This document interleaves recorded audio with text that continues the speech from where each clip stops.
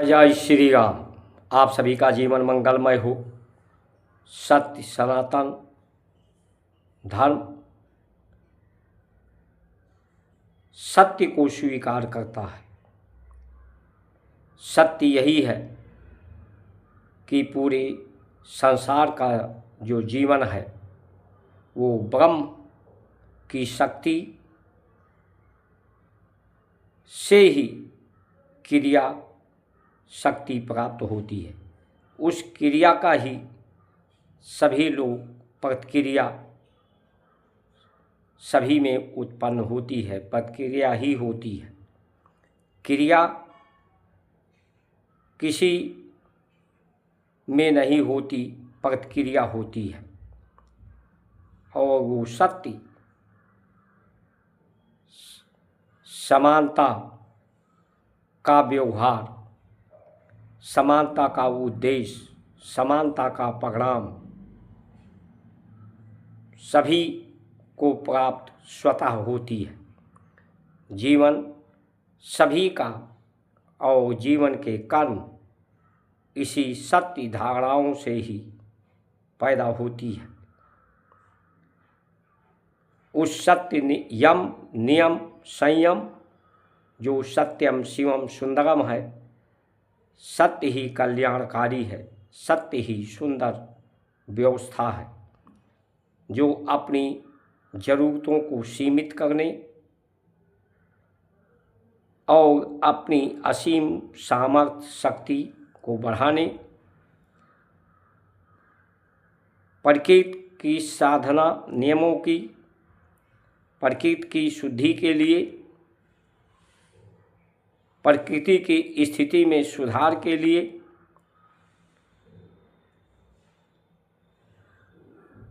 जीवन की स्थिति में सुधार के लिए सभी में समानता का व्यवहार हो, समानता के आधार पर सेवा, प्रेम, सहयोग, सौहार्द हो। प्रकृति जो 5 तत्व है आपस में संगठित होकर, सम्मिश्रित होकर एक संरचना को जन्म देती हैं, एक आकार को, एक मुक्ति को, एक व्यवस्था को। सभी व्यवस्थाएं ब्रह्म, ब्रह्मांड, अंतरिक्ष, प्रकृति, पृथ्वी के द्वारा ही है। यही सत्य है। तो सनातन साधना के माध्यम से सभी सीमित साधन के माध्यम से सभी सुख, वैभव, समृद्धि, शक्ति, शांति, संतुष्टि, पुष्टि प्रदान करती है। शोषण, इस समाज में शोषण का कार्य, द्वेष का कार्य, जातियों के आधार पर द्वेष, धर्म के आधार पर द्वेष, हमेशा जो अधिक सुख सुविधा साधन भोगी, अब स्वयं को प्रतिष्ठित करने वाले और धर्म को के मार्ग से विचलित करने वाले लोग रहे हैं, उन्होंने ही समाज का, देश का शोषण किया है। ब्राह्मण या सवर्ण समाज का शोषक नहीं रहा है, पारितोषक रहा है।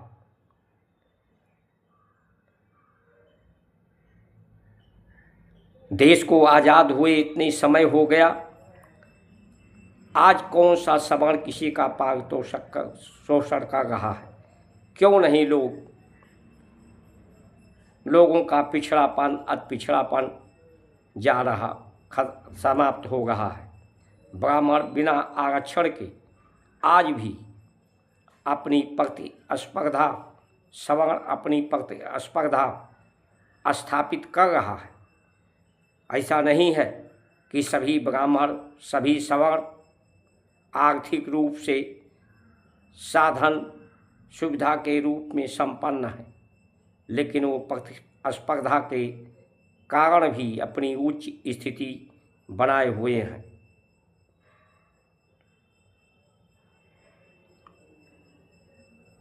अब तो हद ही कर दिया है इस राजनीति व्यवस्था ने, जो समाज में द्वेष जहर घोलने का, यूजीसी ला करके आपस में लड़ाने का, लोगों में संघर्ष पैदा करने का, अशांति पैदा करने का, असमानता पैदा करने का षड्यंत्र, प्रकृति में जहर घोलने का। इनको अगर सद्बुद्धि होती तो महानगरों में जो गंदगी है, गंदे नाले में पानी बह गई है, उससे विद्युत ऊर्जा होती, जैविक खाद होता,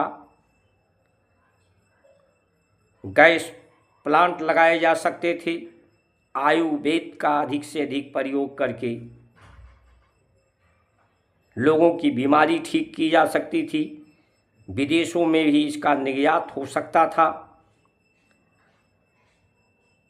गौशालाओं का और गुरुकुल विद्यापीठ का, मंदिर के दान का पैसा लगा करके लोगों में सत्य, योग, साधना पद्धति, जीवन को सरल और सुगम बनाने की व्यवस्था दी गई होती। पिछड़ापन, अति पिछड़ापन ये एक मानसिकता ही है। एक संत जब एक कुटिया में रहता है, न्यून से न्यून, कम से कम जरूरतों में अच्छा जीवन, सम्मान पूर्वक जीवन जीने का आचरण करता है, ये हमारे जो सद्ग्रंथ हैं, राम का चरित्र, सीता का चरित्र, जो गीता का उपदेश,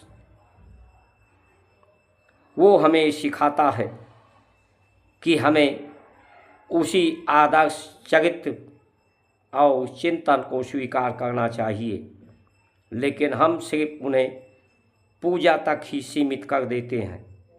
उस सत्य आदर्श, सदचिंतन, सद्व्यवहार, समान व्यवहार की बात ही नहीं करते। इसलिए अब सभी को सजग होना चाहिए।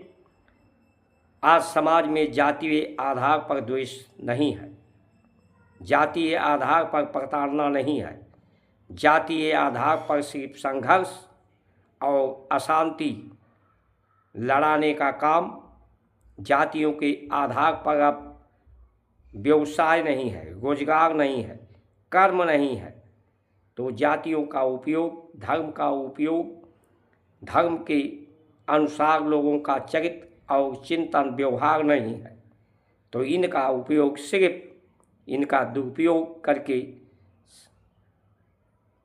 स्वयं राजनीतिक लोग, बड़े व्यापारी धर्म को न प्रतिष्ठित करके, सत्य को न प्रतिष्ठित करके, योग व्यवस्था को न प्रतिष्ठित करके स्वयं को प्रतिष्ठित करने में लगे हैं। इसलिए शोषण का और द्वेष भावना का, प्रकृति में जहर घोलने का अब स्थिति यहाँ तक आ गई है कि लोग आपस में संघर्ष करके लड़के मरें, और प्रकृति में जो जहर घुल रहा है, जल जो जीवन देता है, जल, जितनी नदियां हैं दूषित हो गई हैं। बस 10 महानगरों में प्राण का संकट, ऑक्सीजन समाप्त हो रहा है। इसलिए अगर अपने जीवन को बचाना है तो इन राजनेताओं में सुधार लाने की, राजनीति में सुधार लाने की, लोकतंत्र व्यवस्था में, संविधान व्यवस्था में को धर्म नीतियों से जोड़ना अब आवश्यक हो गया है। जय श्री राम।